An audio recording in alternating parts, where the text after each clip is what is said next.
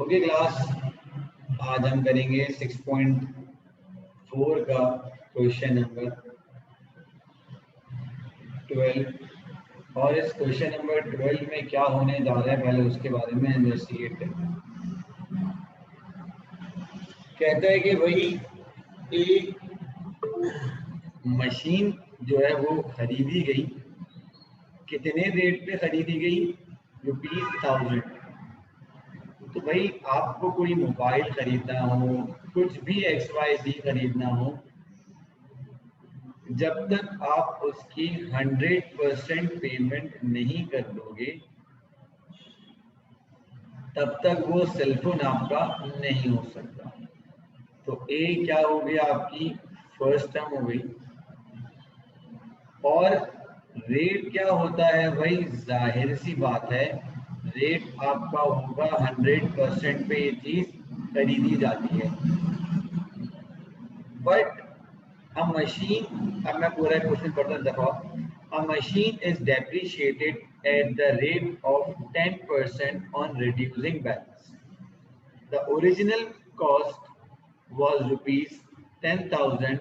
After how many years it will be valued rupees 6561? तो जाहिर सी बात है भाई, ए 10,000 हो जाएगा, आर आपके पास कितना हो जाएगा, लेट सपोज आर आपके पास यहाँ पर होगा 100%, उसमें से माइनस कर दें आप 10%, और 10% का मतलब हो जाएगा 90%, और 90% का मतलब हो जाएगा 0.9। ओके सर, यहाँ तक तो बात समझ में आ गई। कितने साल लगे मशीन की वैल्यू को 6561 तक पहुंचने में? जी मिस, अब आप लगाओगे formula Tn is equals to a dot r की पावर n माइनस, Tn की जगह 6561 is equals to 10,000 into 0.9 power n minus.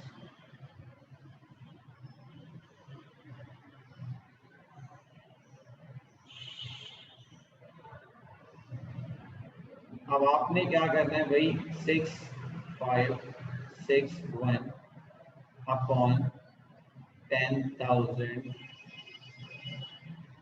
Is equal to 0.9 का मतलब 9 divided by 10 whole power n minus.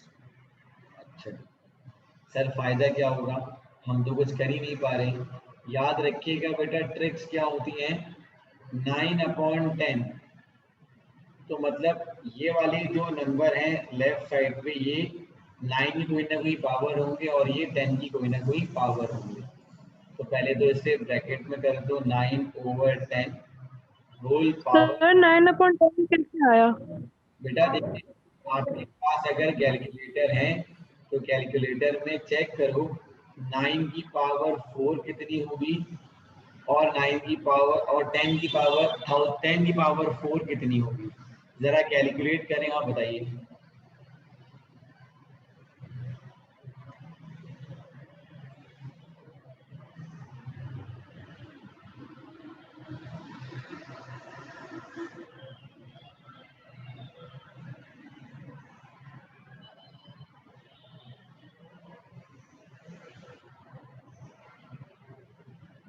Ji sir सही है।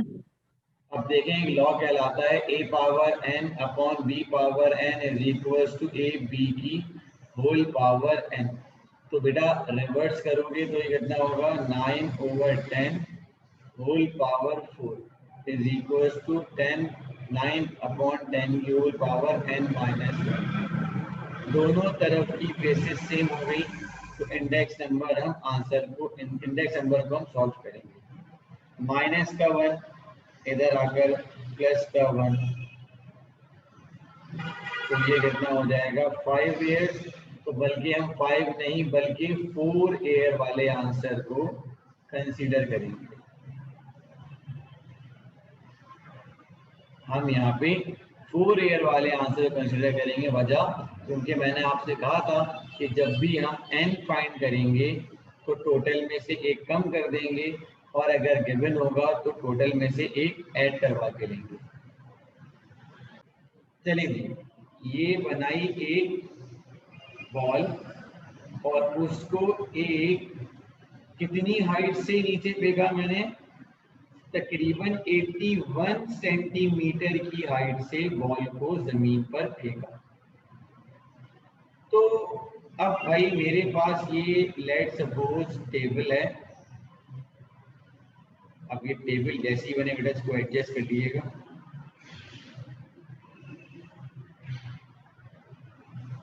इस टेबल पर एक बॉल फेंकी गई 81 सेंटीमीटर की हाइट से। तो भाई जैसी ये बॉल गिरेगी तो दोबारा ऊपर उठने की कोशिश करेगी, तो ऊपर इतना थोड़ी उठेगी कि उतनी अपनी दोबारा मैक्सिमम हाइट पर आ जाए। तो इसका डेटा इस तरीके से बनेगा। अब मैं पूरा क्वेश्चन पढ़ दूँ एक बार।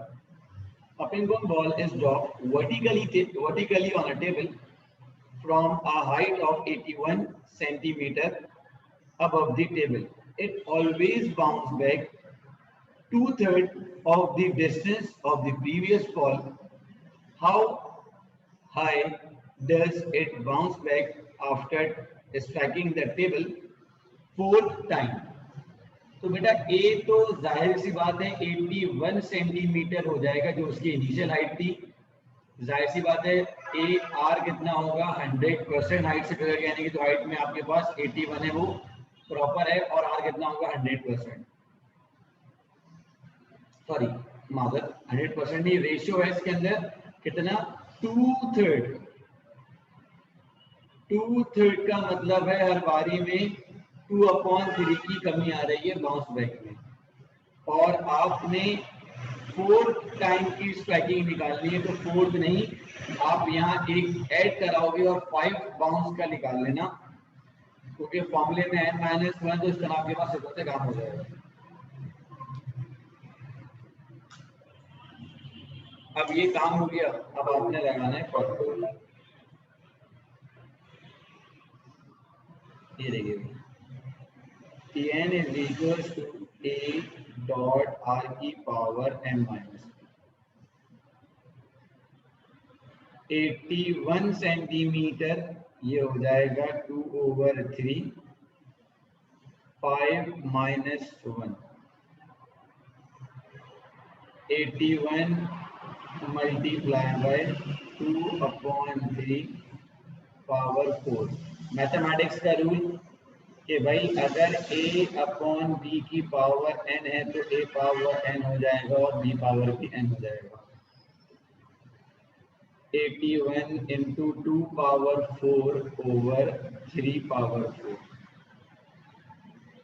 2 पावर 4 का मतलब हो जाएगा कितना 16, और 3 पावर 4 का मतलब होता है 81। 81 से 81 कैंसिल आउट हो गया। तो बच्चों बॉल बॉल 4th बाउंस में कितना गई थी आपके पास हाइट में 16 सेंटीमीटर। कहता है कि आपने प्रॉफिट कैलकुलेट करना है। अब प्रॉफिट कौन सा अमाउंट होता है? प्रॉफिट वो अमाउंट होता है जो कि हमारे इनिशियल अमाउंट के ऊपर हमें मिले। आई रिपीट, प्रॉफिट वो वैल्यू होती है या वो अमाउंट होगा जो हमें इनिशियल वैल्यू से हटकर यानी कि ऊपर से मिलता है। सिंपल इन शॉर्ट, लगाए हुए पैसों में से ऊपर जो पैसा मिलता है वो प्रॉफिट कहलाता है। तो आइए स्टार्ट करते हैं। फाइंड द प्रॉफिट पे क्वेश्चन मार्क कर दिया। रुपीज, भाई छोटी इन्वेस्टमेंट एक साहब ने करी 1000 रुपीज से इन्वेस्टमेंट स्टार्ट हुई। कितने साल के लिए? 5 साल के लिए। तो आप इसे 6 कंसिडर कर लो भाई। डेप्रिशिएट नहीं हुआ इस बार। मैंने कहा था ना जब प्रॉफिट होता है तो हम अपने रेशियो में क्या करते हैं, उस चीज को ऐड करवाते हैं। तो we add 4 because 4 is our profit value. Now it will become 104%. और ये कितना हो जाएगा 0.4।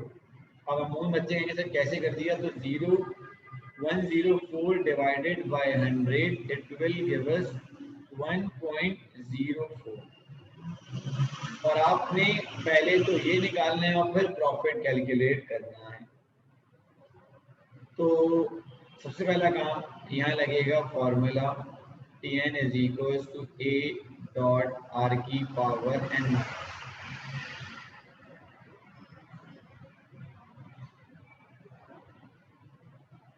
a कितना हो जाएगा 1000 रुपीज, r कितना होगा 1.04, n मतलब is 6 minus 1 1000 into 1.04 पावर 6। तो आई थिंक सो अब इसके बाद क्या निकालना है, प्रॉफिट। तो प्रॉफिट के लिए आप क्या करते हो, Tn को अपने इनिशियल अमाउंट से माइनस करवा देते हो। वो पैसे जो आपको प्रॉफिट के साथ मिले उसको माइनस करा दो अपने लगाए हुए पैसों से। तो बेटा ये कितना आएगा आपके पास 216.6 रुपीज, मतलब जस्ट 216 रुपीज का प्रॉफिट हुआ इन्हें। कब? जब पैसे मिले इन्हें दोबारा से 5 साल के बाद।